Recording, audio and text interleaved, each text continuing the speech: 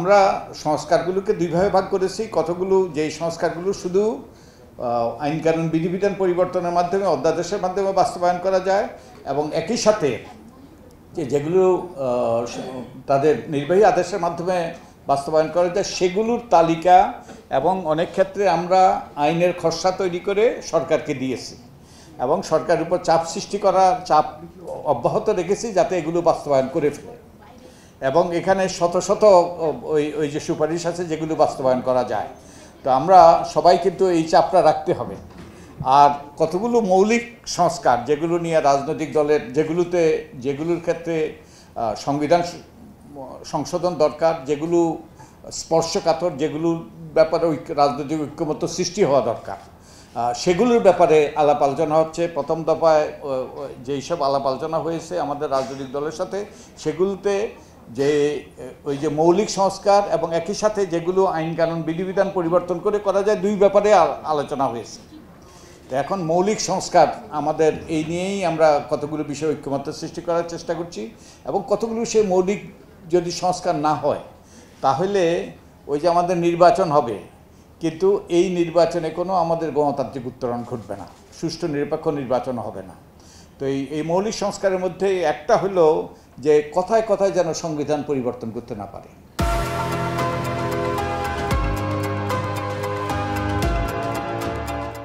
তার জন্যে আমরা উচ্চকক্ষের কথা, তার জন্যে আমরা সংসদের উচ্চকক্ষ এবং সেখানে ওই যে আনুপাতিক প্রতিনিধিত্বের কথা। তো সংবিধান যাতে কথায় কথায় পরিবর্তন করতে না পারে। আর প্রধানমন্ত্রী আমাদের আকবর আলী খান সাহেব বলেছেন যে প্রধানমন্ত্রী আমাদের দেশে হলো যে মোগল সম্রাট থেকে বেশি শক্তিশালী।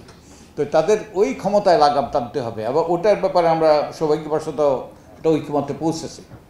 তারপরে আরেকটা হলো যে নিয়োগ, যে প্রতিষ্ঠানগুলোতে নিয়োগ, এই কতগুলো প্রতিষ্ঠানে নিয়োগ যদি আমরা সঠিক ব্যক্তিদেরকে না দেওয়া হয় এবং এগুলোকে যদি সাংবিধানিক প্রতিষ্ঠানে পরিণত না করা হয় তাহলে সবই হবে পণ্ডশ্রম। তো এইগুলো নিয়ে আমরা এখন রাজনৈতিক দলগুলোর সাথে আলাপ আলোচনা করছি, এবং ওইগুলো ব্যাপারে ঐক্যমত্য সৃষ্টি হয়েছে।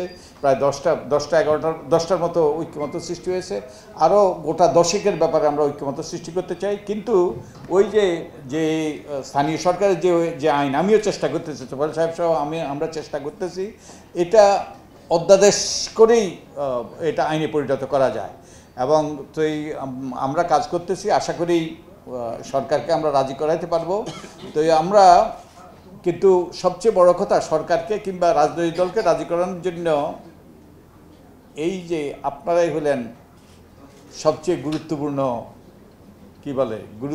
ব্যক্তি, সবচেয়ে গুরুত্বপূর্ণ ব্যক্তি গোষ্ঠী, এবং আপনারাই সবচেয়ে গুরুত্বপূর্ণ মানুষ। তো আপনারা যদি ওই যে সচেতন, সংগঠিত, সোচ্চার হন এবং অতন্দ্র প্রহরীর ভূমিকা পালন করেন, ওই যে ওয়াচডগের ভূমিকা পালন করেন, তাহলে কিন্তু পরিবর্তন হবে, তা না হলে পরিবর্তন হবে না। তো ওই যে সেই কবি নজরুলের আমরা যদি না জাগি না কেমনে সকাল হবে, তোমার ছেলে তোমার মেয়ে উঠলে মাগো রাত পোহাবে তবে। তো আমরা যদি জেগে উঠি, আমরা যদি আমাদের করণীয় করি তাহলে পরিবর্তন হবে, তা না হলে পরিবর্তন হবে না।